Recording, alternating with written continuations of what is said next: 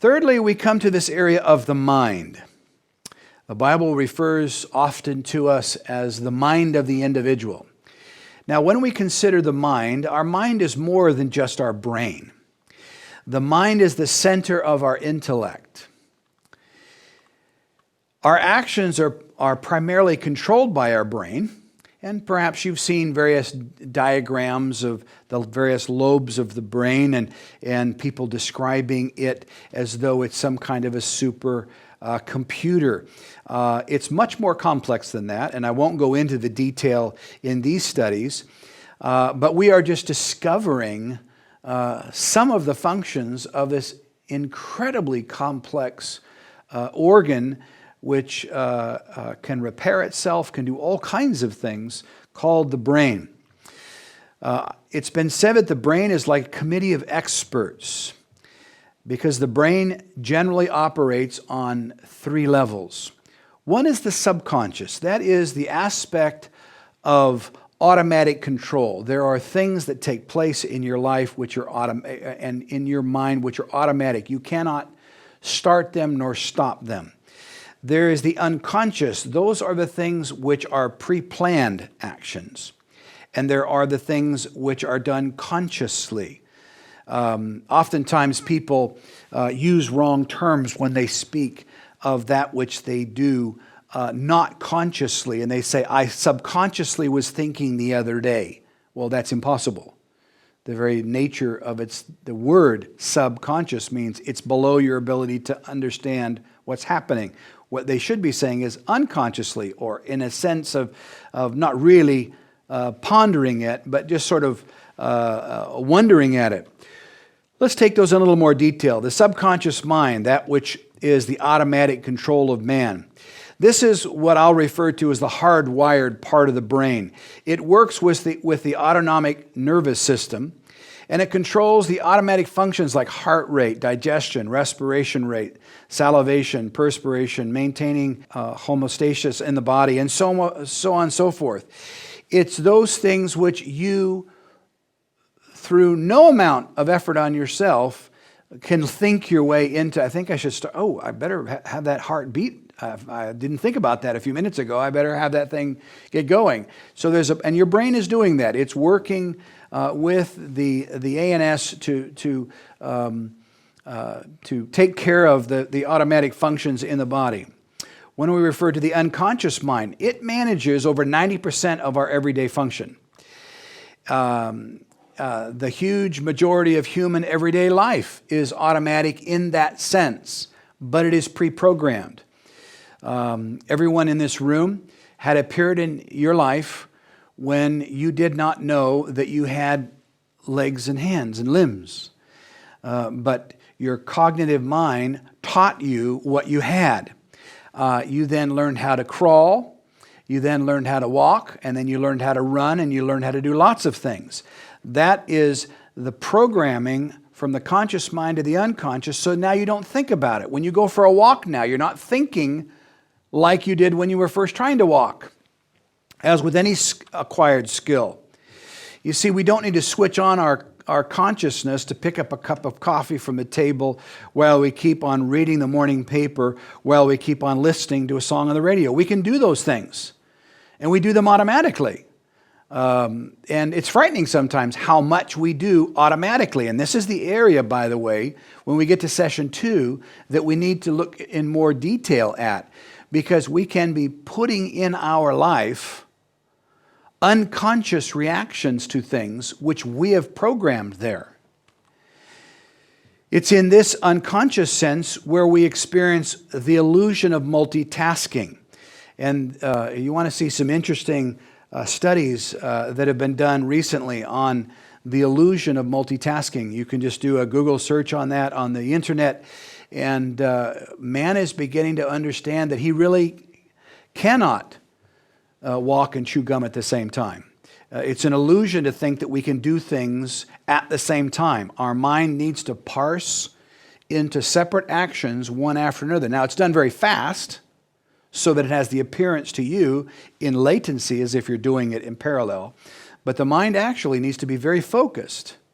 And the more that you focus your mind on individual tasks, there will be lots that are around you which you will not perceive. The unconscious mind processes 200,000 times more information than our conscious mind.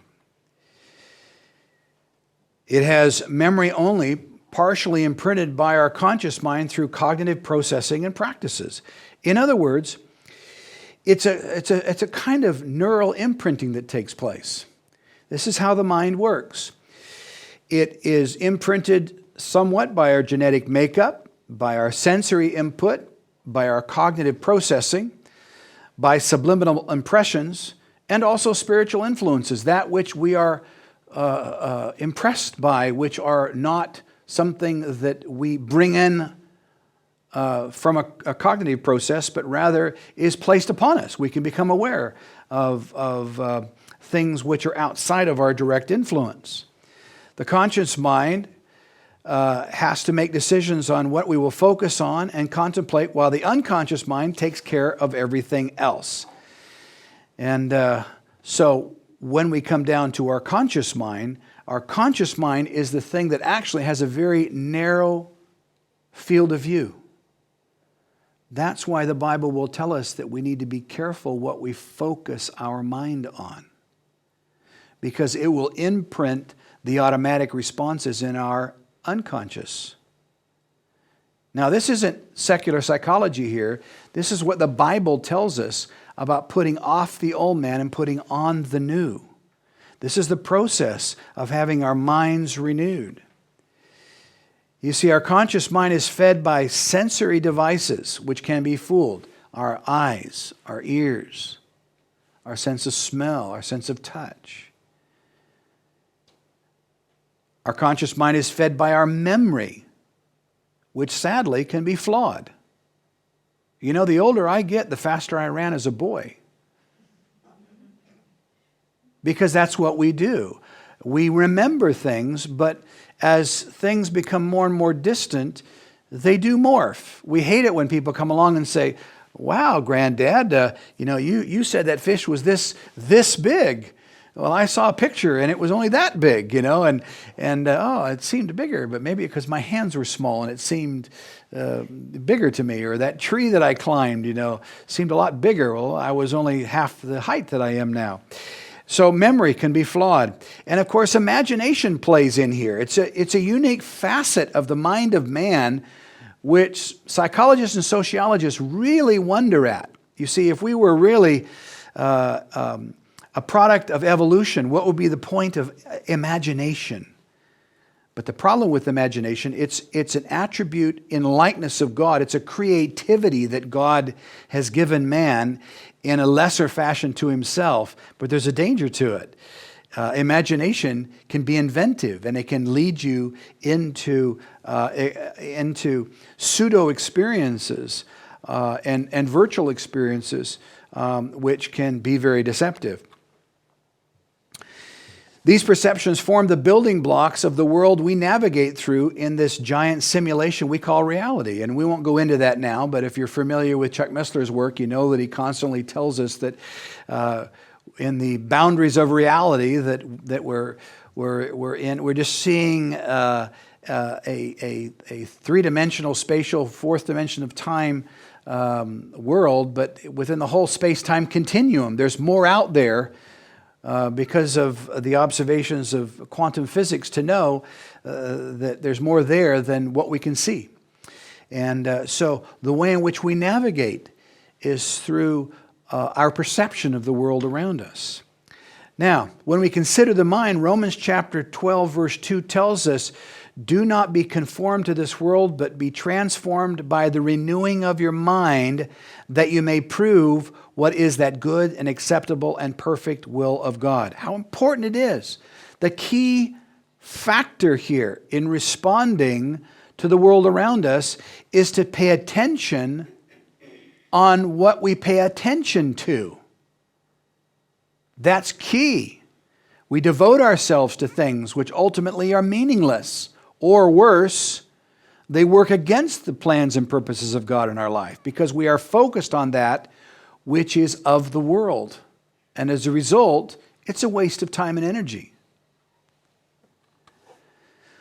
Our mind needs to be taught. 1 Corinthians chapter 2, verse 13 to 14 tells us, "These things we also speak not in words which man's wisdom teaches, but which the Holy Spirit teaches, comparing spiritual things with spiritual. But the natural man does not receive the things of the Spirit, for they are foolishness to him, nor can he know them, because they are spiritually discerned." And so we know that it needs to be trained, it needs to be taught, and the agent for teaching our mind is the Holy Spirit. And we need to appreciate that, and we need to seek that training in our life.